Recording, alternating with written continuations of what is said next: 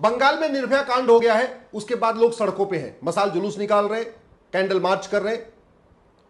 राजस्थान में कन्हैयालाल पार्ट 2 हो गया है। उसी उदयपुर में जहां पहले कन्हैयालाल की हत्या हुई थी, वहीं एक बच्चे की हत्या हो गई और उसी तरीके से चाकुओं से गोद गोद की हत्या हुई है। राजस्थान में भी लोग जुलूस निकाल रहे हैं, कैंडल मार्च कर रहे हैं। बांग्लादेश में हिंदू जैन बौद्ध मारे जा रहे, सिख मारे जा रहे, दिल्ली में लोग उसके लिए कैंडल मार्च कर रहे हैं। भारत में अलग अलग समय पे बार बार कैंडल मार्च होता रहता है, जुलूस निकलता है, लेकिन उससे होता क्या है ये बताइए मुझे। जब बटला हाउस इनकाउंटर हुआ था, जिसमें इंस्पेक्टर शर्मा मारे गए थे, उसके बाद भी खूब जुलूस निकला था। क्या बटला हाउस में इंस्पेक्टर शर्मा को मारने वाले जिहादियों को फांसी हुई? क्या उनको आजीवन कारावास हुआ? क्या उनकी 100% संपत्ति जब्त हुई? क्या उनकी नागरिकता खत्म हुई? बाकी चलो छोड़िए, 1990 में कश्मीर में जिन लोगों ने नरसंहार किया था, जिन लोगों ने बहन बेटियों का बलात्कार किया था, उनकी हत्या किया था, क्या उनकी 100% संपत्ति जब्त हुई या उनकी नागरिकता खत्म हुई, उनको फांसी हुई? और पहले चलते हैं, 1984 में दिल्ली में जिन लोगों ने सिखों को जिंदा जला जला के मारा था, गले में टायर डाल के जिंदा जलाया था, क्या उनको फांसी हुई? उनकी 100% संपत्ति जब्त हुई, उनकी नागरिकता खत्म हुई? महाराष्ट्र में उमेश कोल्हे की जिहादी हत्या हुई थी, क्या हत्यारों को फांसी हुई? उनकी 100% संपत्ति जब्त हुई, उनकी नागरिकता खत्म हुई? हमारे देश में जब जब ऐसी जघन्य हत्याएं होती हैं, जैसे बड़े दंगे होते हैं, तो लोग सड़कों पे उतरते हैं। 3-4 घंटे तक जुलूस निकलेगा, कैंडल मार्च होगा, पसीना खूब निकलेगा, उसके बाद घर आएंगे, पसीना सूख जाएगा, गुस्सा शांत, और कुछ भी नहीं बदला। आप मुझे बताइए, दिल्ली दंगों में जिन लोगों ने इतना विभत्स हत्या लोगों की किया था, क्या दिल्ली दंगों के जो मास्टरमाइंड थे, दिल्ली दंगों में जो लोग शामिल थे, उनको आजीवन कारावास फांसी हुआ? उनकी 100% संपत्ति जब्त हुई? उनकी नागरिकता खत्म हुई? क्या नहीं हुआ? एक के बाद एक जिहादी हत्याएं होती चली जा रही हैं। हम समाज को आगे बढ़ा देते हैं, समाज सड़क पे आ जाता है, कैंडल मार्च करता है, बेचारा करेगा क्या, ही कर सकता है। इसलिए मैं आप लोगों से निवेदन कर रहा हूं, ये कैंडल मार्च से कुछ नहीं होगा। कैंडल मार्च करना है तो इलेक्शन रिफॉर्म के लिए करिए, कैंडल मार्च करना है तो पुलिस रिफॉर्म के लिए करिए, कैंडल मार्च करना है तो जुडिशियल रिफॉर्म के लिए करिए, कैंडल मार्च करना है तो एजुकेशन रिफॉर्म के लिए करिए, कैंडल मार्च करना है तो ये जो अमेरिका का फेडरल पिनल कोड है, इसको भारत में लागू करवाने के लिए करिए। ये इसको मैं क्यों कह रहा हूं? क्योंकि हमारे अमेरिका में कानूनों का मकड़ जाल नहीं है, एक कानून है, और इसमें सजा बताऊं आपको। कन्हैयालाल की हत्या अगर अमेरिका में हुई होती तो इस फेडरल पिनल कोड के हिसाब से हत्यारों पे $10 लाख का तो जुर्माना होता, यानी 8 करोड़ रुपए उनको जुर्माना देना पड़ता, और 6 महीने के अंदर सजा हो जाती, और अंतिम सांस तक जेल में रहना पड़ता। क्या कन्हैयालाल के हत्यारों को $10 लाख का जुर्माना हुआ? क्या उनको फांसी हुई? क्या उनको आजीवन कारावास हुआ? क्या उनकी सिटीजनशिप गई? नहीं, कुछ नहीं। एक के बाद एक जिहादी हत्याएं हो जा रही हैं, एक के बाद एक लगातार ऐसी दुर्घटनाएं हो रही हैं। ट्रेन के सामने बड़े बड़े ऐसे सामान डाले जा रहे हैं कि हमारी जो रेलगाड़ियां वो डिरेल हो रही हैं। क्यों? क्योंकि कानून का खौफ नहीं है। कानून का खौफ कैंडल मार्च करने से नहीं होगा। जो देश विरोधी ताकतें हैं वो कैंडल मार्च से नहीं डरती हैं। देश विरोधी ताकतें जुलूस से नहीं डरती हैं। देश विरोधी ताकतें केवल कानून से डरती हैं, कानून का खौफ होता है। और इसीलिए जो जितने अपराध भारत में है, वो अपराध सिंगापुर में नहीं है, अमेरिका में नहीं है, बाकी तो छोड़ो, दुबई में नहीं है भाई, कुवैत में इतना अपराध नहीं जितना भारत में है। जितना अपराध भारत में है इतना जापान में नहीं है, कोरिया में नहीं है, डेनमार्क में नहीं है, फिनलैंड में नहीं है, इतना अपराध जर्मनी में नहीं है, इतना अपराध हांगकांग में नहीं है, इतना अपराध रूस में नहीं है। क्यों?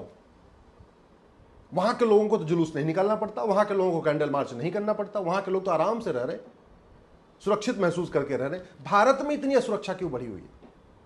इसलिए अगर वास्तव में आप देश को बदलना चाहते हैं तो किसी एक व्यक्ति को, अच्छा, यह जब हत्याएं होती है तो हम ट्विटर पे ट्रेंडिंग शुरू करेंगे, जस्टिस फॉर ये, जस्टिस फॉर ये, justice for Kanhaiyalal, justice for Umesh Kolhe, justice for doctor, justice for engineer, जैसे कुल मिले डॉक्टर, जस्टिस फॉर नारंग। किसी को न्याय मिला क्या आज तक? अरे हमने अगर जुडिशियल रिफॉर्म ट्विटर पे ट्रेंड किया होता, पुलिस रिफॉर्म ट्रेंड किया होता, इलेक्शन रिफॉर्म ट्रेंड किया होता, एडमिनिस्ट्रेटिव रिफॉर्म ट्रेंड किया होता, तो मुझे लगता अब तक व्यवस्था बदल चुकी होती। अगर आप वास्तव में चाहते हैं देश में बदलाव आए, तो आप एक चीज बताइए, एक के बाद कितने घोटाले हो गए? 70,000 करोड़ का 2G घोटाला, सॉरी 70,000 करोड़ का कॉमनवेल्थ घोटाला, 1,76,000 करोड़ का 2G घोटाला, 1,86,000 करोड़ का कोयला घोटाला। अगर आप गूगल करेंगे स्कैम्स इन इंडिया तो 25 लाख करोड़ से ज्यादा का घोटाला हुआ है। यानी जितना मुगलों ने लूटा था, जितना अंग्रेजों ने लूटा था, उससे ज्यादा हमारे देश में 75 साल में हमारे ही नेताओं ने लूट लिया, हमारे नेता नौकरशाहों ने मिलकर लूट लिया। किसी को आजीवन कारावास हुआ, किसी को फांसी हुई, किसी की 100% संपत्ति जब्त हुई।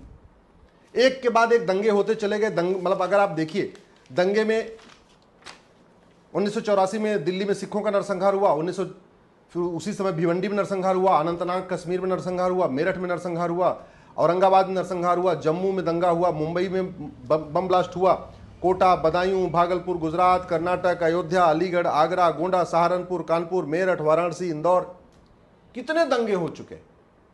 किसी दंगाई की 100% संपत्ति जब्त हुई? किसी दंगाई की नागरिकता खत्म हुई? किसी दंगाई को फांसी हुई? क्या नहीं हुई?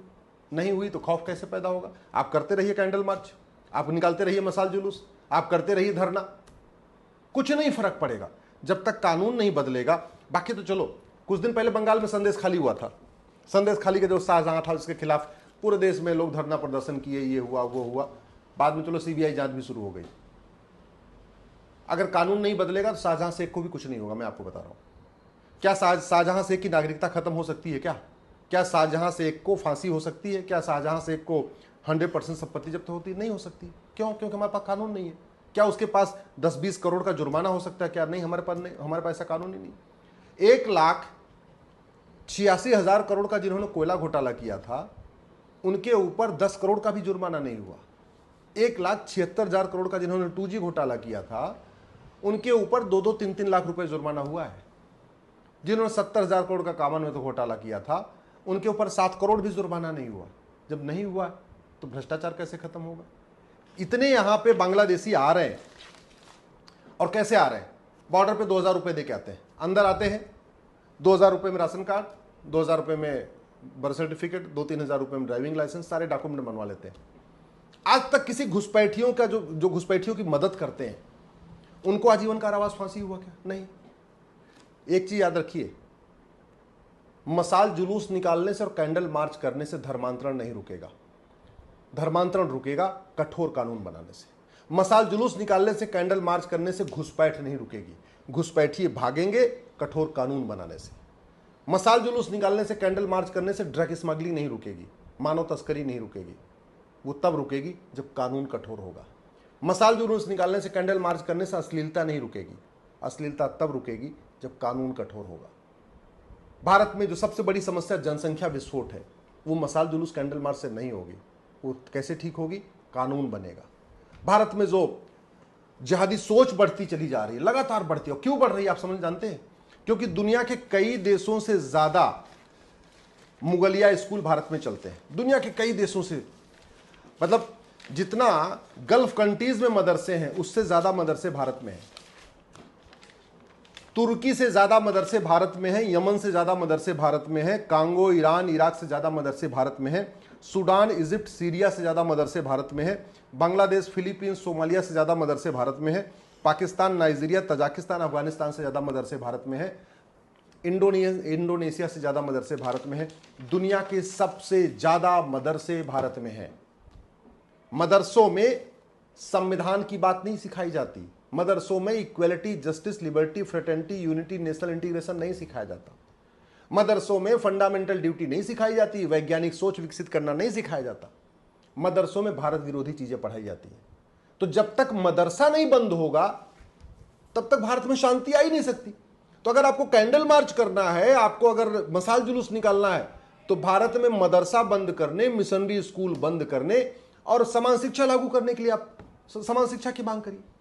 अगर वास्तव में आप चाहते हैं कि भारत में अपराध खत्म हो, भ्रष्टाचार खत्म हो, रेल की पटरियां जो बार बार उखाड़ी जा रही है बंद हो जाए, जिहादी हत्याएं बंद हो जाए, तो आप जस्टिस विद इन ईयर लागू करने की मांग करिए। जस्टिस विद इन ईयर लागू करने के लिए आपको झूठ को गंभीर अपराध घोषित करना पड़ेगा, यूनिफॉर्म पुलिस कोड बनाना पड़ेगा, यूनिफॉर्म जुडिशियल कोड बनाना पड़ेगा, यूनिफॉर्म एडमिनिस्ट्रेटिव कोड बनाना पड़ेगा, एक सिटीजन चार्टर लागू करना पड़ेगा, एक पुलिस चार्टर लागू करना पड़ेगा, जुडिशियल चार्टर लागू करना पड़ेगा, एडमिनिस्ट्रेटिव चार्टर लागू करना पड़ेगा। जो ये जितने झूठे डॉक्यूमेंट बनते हैं, झूठे एफिडेविट, झूठा वकालतनामा, झूठे बर्थ सर्टिफिकेट, झूठे निवास प्रमाण पत्र, इसको गंभीर अपराध घोषित करना पड़ेगा और वो कानून से बनेगा। तो अगर आप कैंडल मार्च कर रहे हैं तो कानूनों में बदलाव के लिए करिए, अदरवाइज आप कैंडल मार्च करते रहेंगे हर 2 महीने, 4 महीने, 6 महीने पे और कुछ फर्क नहीं आएगा। जैसे आज तक कुछ फर्क नहीं आया, ऐसे आगे भी कुछ नहीं फर्क आएगा।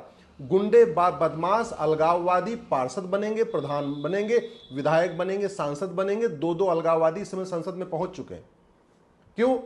कैंडल मार्च करने से उनको आप नहीं रोक सकते, कानून उनको रोक सकता है।